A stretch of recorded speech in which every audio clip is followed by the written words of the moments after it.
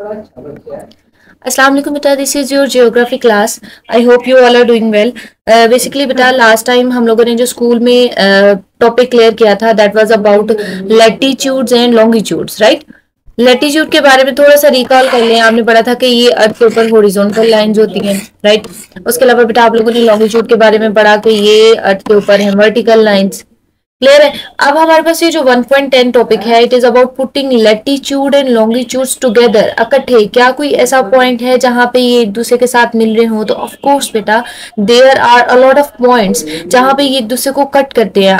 अब देखो, इसको ऐसे आप समझ सकते हो कि जैसे हॉरिजॉन्टल भी आपने एक लाइन ड्रॉ कर दी एक जगह पे, वर्टिकल भी ड्रॉ कर दे, तो कहीं ना कोई ऐसा पॉइंट जरूर आएगा जहां पे वो एक दूसरे को कट कर रहे होंगे। लाइकवाइज बेटा देखिए, नीचे बहुत अच्छे से डायग्राम उन्होंने दी हुई है।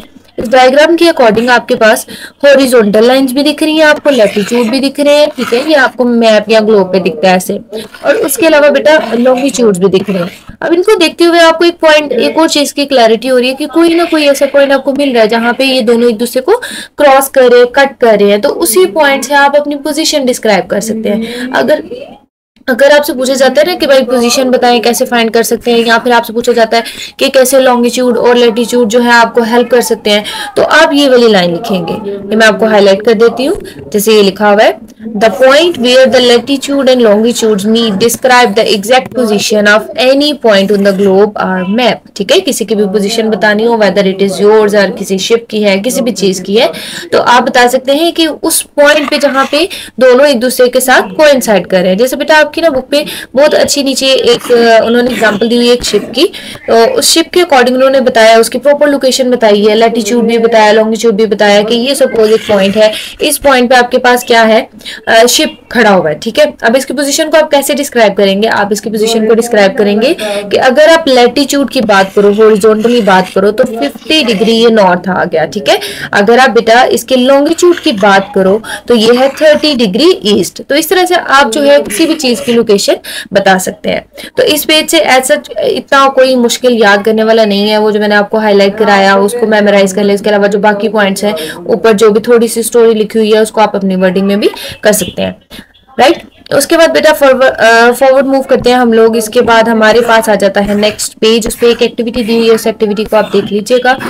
उससे नीचे है मेन टॉपिक हमारे पास टाइम जोन्स। टाइम जोन्स, ये कहानी चलेगी अभी भाई, थोड़ी सी कहानी चलेगी।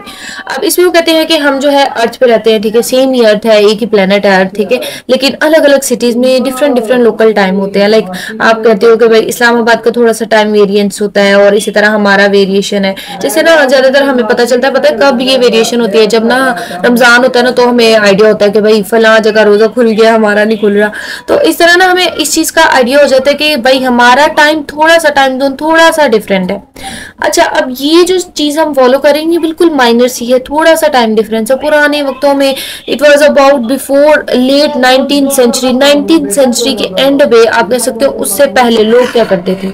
इतनी मुश्किल जिंदगी थी ना लोगों की कि लोगों ने सिटीज के हिसाब से ना अपनी अपनी वॉचेज रखी हुई थी। हर एक सिटी का लोकल टाइम होता था, अपना एक जाती टाइम। ठीक है, अब अगर मैंने जाना है ना, सपोज मैंने पसरूर से जाना है किसी और सिटी में, सियालकोट जाना है, कहीं भी जाना है, तो सियालकोट के लिए मुझे अलग वॉच खरीदनी पड़ेगी, अलग से वॉच लूंगी। और इसी तरह मैंने वापस पसरूर आना है तो मेरी वॉच चेंज हो जाएगी। तो पहले दौर में लोगों के पास पॉकेट वॉचेज होती थी, जिस भी सिटी में जाना उसके अकॉर्डिंग उनके पास वॉच होती थी। थोड़ी दूर सिटीज के पास जाना हो तो इतना मसला नहीं होता था, लेकिन अगर किसी बंदे ने लाहौर जाना हो, भाई रास्ते में तो बड़ी ज्यादा सिटीज आते हैं, बार बार क्या पॉकेट वॉचेज जो है वो निकाल के देखते रहेंगे, तो उस टाइम पे बहुत ज्यादा डिफिकल्टी हुई लोगों को कि जब उनके पास ये फैसिलिटी आ गई ना कि वो दूर तक भी जा सकते थे, तो उस टाइम पे उन्होंने कहा कि ये तो बहुत ही ज्यादा हमें वॉचेज रखनी पड़ेंगी, ये तो भाई मसला है, इतनी ज्यादा वॉचेज कहाँ से हर एक सिटी के लिए इकट्ठी करके रखें। तो that was kind of a difficult thing. ठीक है, अब आज के दौर में क्या होता है कि हम कहते हैं हम वॉचेज यूज नहीं करते, हमें पता है थोड़ा सा डिफरेंस है, there is a bit of adjustment. ठीक है, थोड़ा सा डिफरेंस है, लेकिन हमारा काम चल जाता है, हम जाके टाइम थोड़ा सा एडजस्ट कर लेते हैं। दूसरे सिटी में जाके बहुत ही ज्यादा दूर सिटी हो तो वही वेरिएशन आती है, अदरवाइज तो आपको पता है ना कि मतलब इतना कोई मसला नहीं होता। आप अपने घर से नानो घर चले जाओ तो क्या टाइम का बहुत ज्यादा डिफरेंस आ जाता है? नो, ऐसा कोई डिफरेंस नहीं आता। ठीक है, तो ये जो स्टार्टिंग में थोड़ी सी स्टोरी है, इसको लर्न करने की जरूरत नहीं है, you just have to read it out. इसको रीड करें, इसमें यही स्टोरी बताई हुई है कि पहले लोग किस तरह से टाइम चेक करते थे। ठीक है, उसके अलावा बेटा हम लोगों ने प्रीवियसली देखा था प्राइम मेरिडियन के बारे में। हमने देखा है इसे लॉन्गिट्यूड में। प्राइम मेरिडियन में हमने कहा एक साइड उसकी जो है वो ईस्ट साइड है, एक वेस्ट साइड है। तो उसमें हम लोगों ने ना एक एग्जांपल की थी, हमने कहा था कि जो ईस्ट साइड है ना, ईस्ट साइड उसका टाइम थोड़ा डिफरेंट होता है और वेस्ट साइड का थोड़ा डिफरेंट होता है। हमने कहा था कि जो ईस्ट साइड है वहां पे सन जो है वो पहले, सॉरी एक सेकेंड, ईस्ट साइड पे हम कहते हैं कि सन जो है वो पहले फेस करता है। क्यों ऐसा है? ऐसा इस वजह से है क्योंकि हमें पता है कि अर्थ के लिए हम याद रखते हैं वही, वही मीन्स अर्थ जो है हमेशा रोटेट करती है from west to east, right. तो हमने ये देखा कि जो सन है ना वो हमेशा पहले फेस करता है ईस्ट साइड को। अब जिसको सन पहले फेस कर रहा है वहां पे दिन पहले हो जाएगा, वहां पे इसका मतलब है कि टाइम भी आगे जा रहा है। तो उसमें भी हमने देखा था, इसमें भी दोबारा से बेटा इन्होंने पॉइंट कोट किया है कि जब भी हम ईस्ट साइड की बात करते हैं, प्राइम मेरिडियन से ईस्ट साइड पे देखते हैं, सन पहले आ जाता है। क्यों पहले आता है? क्योंकि हमारी अर्थ जो है वो वेस्ट टू ईस्ट रोटेट करती है, तो इसी वजह से वहां पे एक दिन आगे होता है। जैसे मैं अभी अगर टाइम देखूं तो मैं सोचूं कि भाई आज जो है वो है 27 मई, ठीक है, तो मैं ईस्ट साइड पे बैठी हुई हूँ। वेस्ट साइड पे जो लोग हैं वो ये सोचेंगे, सपोज आप लोग वेस्ट साइड पे हैं, ठीक है, आपका जो दिन है वो पीछे जा रहा होगा, अभी आप 26 मई में होंगे।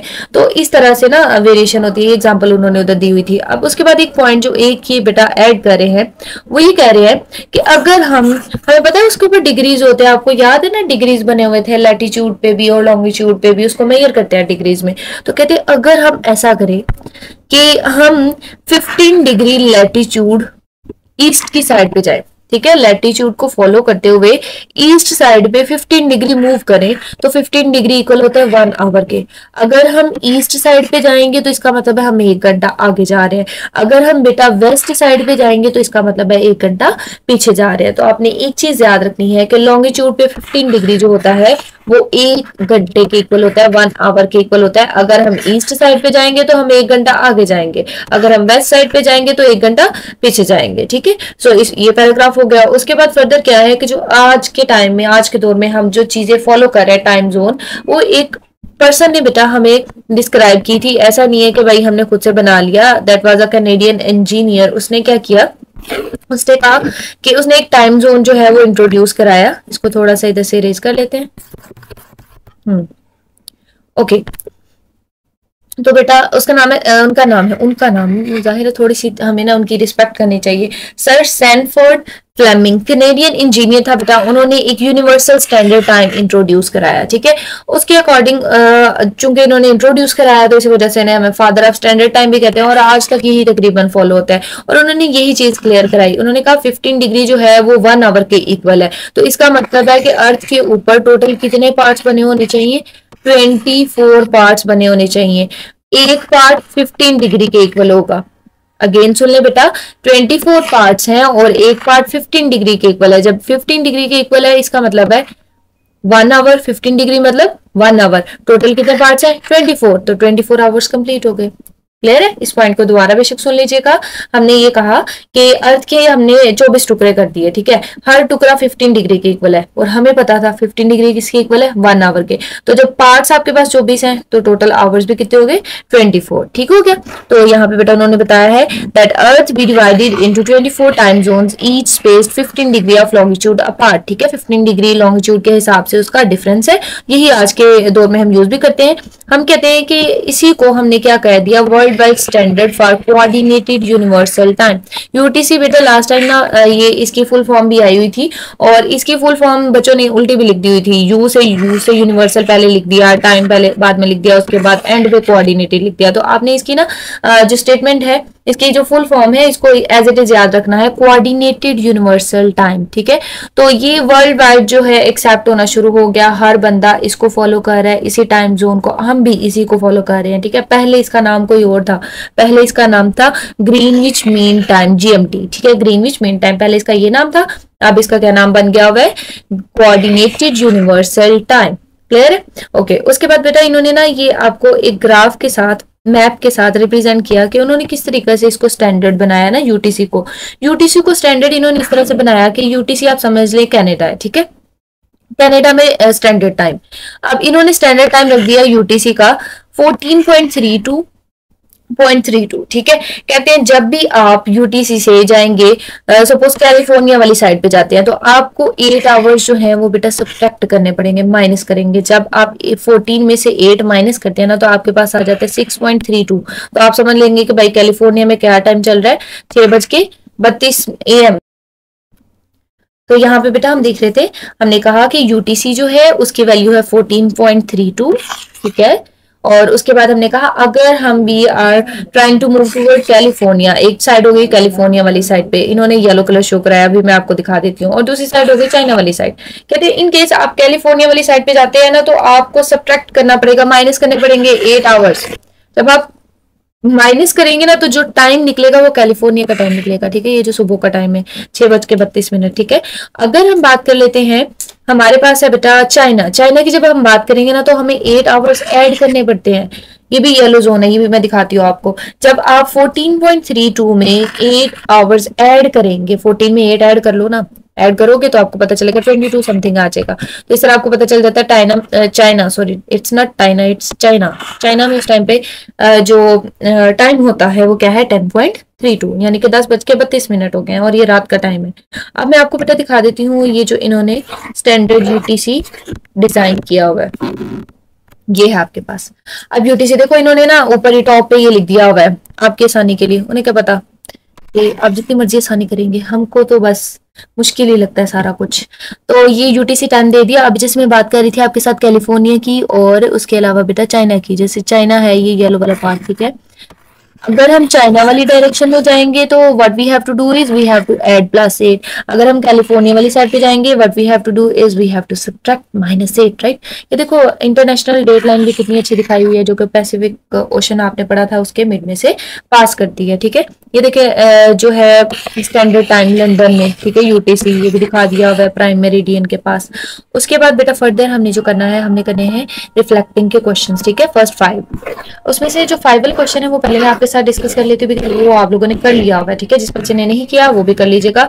इन्होंने कहा है कि डायग्राम बनाया, भी 5 ही कर रहे हैं, ठीक है। अभी मैं आपको 5 ही दिखाती हूँ कि ये आप लोग 6 वाला देख कर डर ना जाए कि मैम 6 भी दिख रहा था, क्या वो भी करना है, तो वो नहीं करना, ठीक है। अभी वो नेक्स्ट क्लास में करेंगे। बेटा जो 5 वाला क्वेश्चन है ना, उसमें उन्होंने कहा है कि कोर्सेज की ना डायग्राम बनाए, ठीक है। ये आप लोगों ने कोर्सेज की डायग्राम बना ली हुई है, जिस बच्चे ने नहीं बनाई वो बना लीजिएगा दोबारा, ठीक है। ये आपके आई थिंक असेसमेंट में भी आई हुई थी वही वाली डायग्राम। क्वेश्चन नंबर 1 देखिए। क्वेश्चन नंबर 1 में बेटा आपने पाकिस्तान में पाए जाने वाले कुछ प्लेन्स के नाम लिखने हैं और उन्हें पाकिस्तान के मैप पे आउटलाइन कर देना, ठीक है।